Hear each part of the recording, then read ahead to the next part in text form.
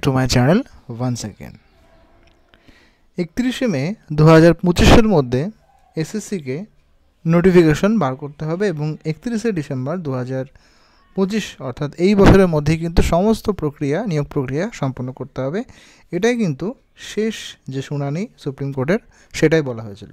আজ 2 মে, এই মাসের মধ্যেই কিন্তু এক্সপেক্টেড নোটিফিকেশন প্রকাশিত হবে এবং যেটুকু আপডেট পাওয়া যাচ্ছে বিভিন্ন সংবাদ মাধ্যমে যে প্রত্যেকেই কিন্তু সুযোগ পাবে এবং যে অর্ডার কপিটা বার হয়েছিল সুপ্রিম কোর্ট দ্বারা সেখানেও কিন্তু এটা বলা হয়েছিল যে যারা চাকরি হারিয়েছেন, যোগ্য ক্যান্ডিডেট চাকরি হারিয়েছেন বলতে যাদের অংশগ্রহণ করতে হবে, তারা কিন্তু নতুনভাবে সেরকম কোনো সুযোগ সুবিধা পাবেন না যে হ্যাঁ এতদিন কাজ করতেন, তাদের জন্য কিন্তু সেই রকম কোনো রকম আলাদা করে সুযোগ দেওয়া হবে না, তাদের কিন্তু পরীক্ষায় বসতেই হবে।